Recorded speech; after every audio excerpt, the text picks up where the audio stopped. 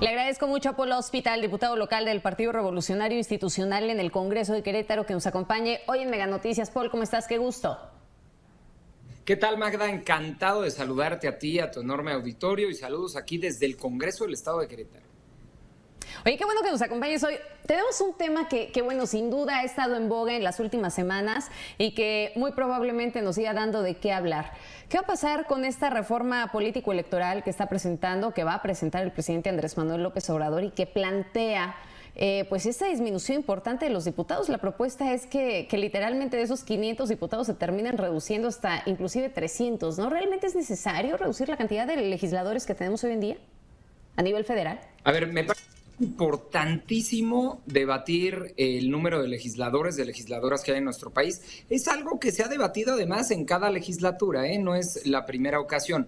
Ahora, la reforma electoral que plantea el presidente, digamos, en su conjunto, en lo colectivo, tiene muchas cuestiones que seguramente no van a pasar, que ya adelantó la coalición Va por México, que no van a suceder. Ahora bien, esta discusión en particular del número de legisladores es importante, pero hay que tener mucho cuidado de no caer en una trampa en la que nos quiere meter el presidente López Obrador, y en particular el partido político Morena, que es la reducción de todos los plurinominales o las diputadas y diputados de representación proporcional.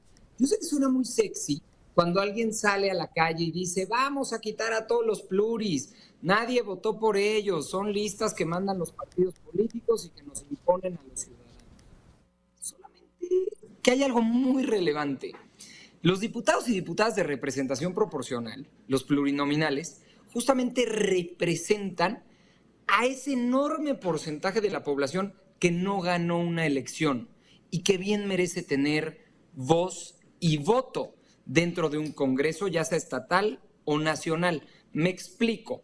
Aquí en el estado de Querétaro, para hacerlo muy fácil, hay 15 distritos locales. Los 15 los ganó el PAN. Entonces tú imagínate que no existieran los pluris.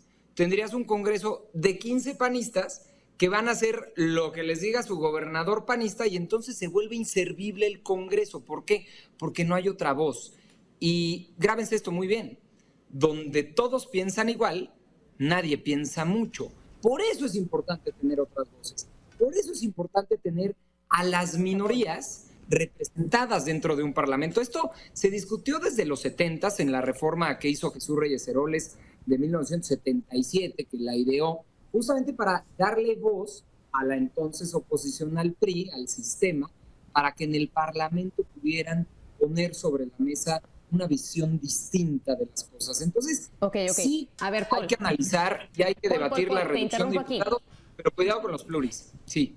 Dime una cosa, a ver, entonces nos dices, no eliminar los plurinominales, pero sí se necesita reevaluar la cantidad de diputados que tenemos. Entonces tendríamos que caer en un rediseño de los distritos que actualmente tenemos.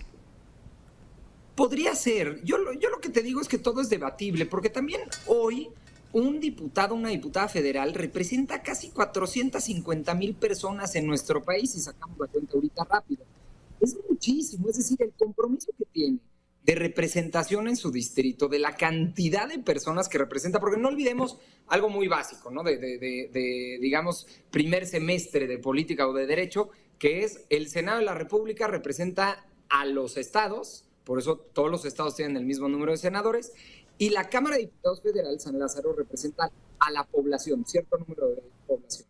Entonces hay que dividir 120 millones de mexicanos entre 300 distritos.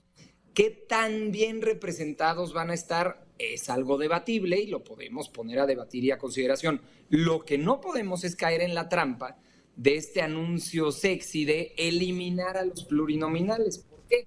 Porque hoy hay un partido político que según las encuestas ganaría la mayoría y entonces las minorías quedarían sin representación.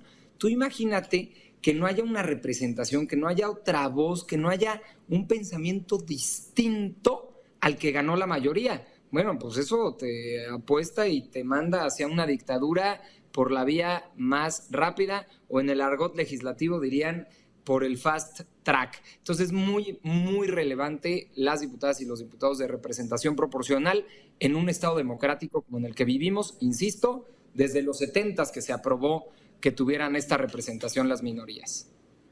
En todo este sentido y dejando de lado ya un poco la parte del número de diputados, pues hablamos de una representación ciudadana, hablamos de que al final del día ustedes como legisladores o bien los legisladores a nivel federal, pues llevan la voz de todos y cada uno de los ciudadanos, ¿no? ¿Se legisla realmente por el mexicano o se legisla por los intereses creados? Y yo le sumaría, querida Magda, por los intereses partidarios. Y ese es uno de los grandes problemas. A ver, el Congreso en su colectivo, ya sea local o federal, es una de las instituciones más rechazadas por los mexicanos. Ahí están los números, hay distintas encuestas, distintos estudios. Solamente es rebasada la mala imagen por la Policía de Tránsito de la Ciudad de México o del Estado de México. Es la única institución que gana en mala imagen a las diputadas y diputados. Y en parte, y es una tesis que yo manejo, es por esto que dices tú, porque no se obedecen los intereses de los ciudadanos, sino los intereses de partido. ¿Qué está pasando en nuestro país según en el lugar en donde esté situado? Pero hablemos de lo nacional para que nos entendamos en todo el país.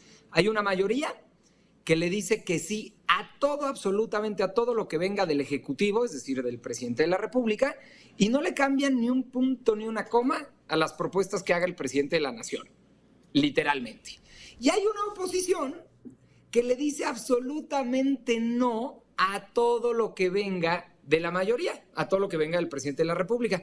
Y entonces luego uno les pregunta, oye, ¿y esa iniciativa ya la revisaste, ya la analizaste, ya te diste cuenta si le conviene o no a tu estado? No, pero es que viene de ellos, de los de enfrente, entonces vamos a votar en contra. Entonces termina siendo inútil la discusión y termina siendo vaga. ¿Por qué? Porque los del oficialismo van a votar todo a favor y los de la oposición van a votar todo en contra. Entonces, ¿qué necesidad de tener discusiones hasta las 3, 4, 5, 7 de la mañana si sabemos cómo va a terminar una votación? Y me parece que ahí es en donde radica este desprestigio generalizado que existe hacia el Congreso mexicano, porque no le vemos una utilidad, porque no hay un verdadero parlamento en donde las diputadas, diputados, los senadores convenzan a los demás, pongan argumentos sobre la mesa y entonces logren cambiar una votación o tener una votación mayoritaria, sino que vienen instrucciones directas de otro poder, que regresando a la primaria hay que recordar que hay 3 poderes y uno no depende del otro, aunque en la práctica en nuestro país parezca que sí.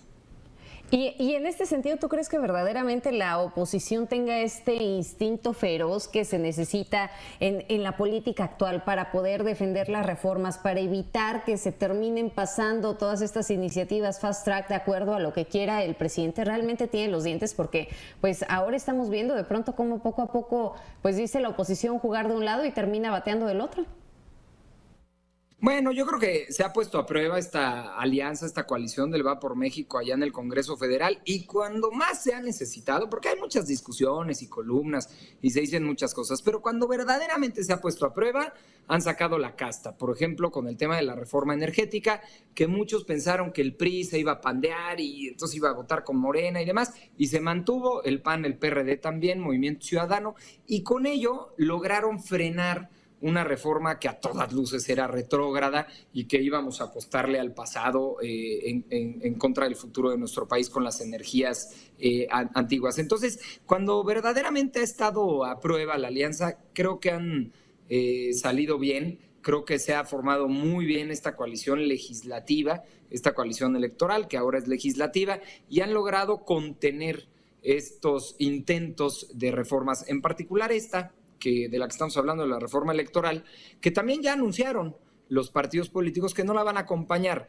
Ahora, no van a acompañar en lo global la reforma. Yo sí creo que hay temas que deberíamos de discutir y de analizar en lo particular de esta gran reforma, porque son muchísimos los puntos que pone el presidente López Obrador sobre la mesa, y habrá algunos rescatables. Pero ojo, cuidado con ese aplauso fácil que están buscando de eliminar a los plurinominales, porque lo que están eliminando es la voz y el voto de quien piensa distinto.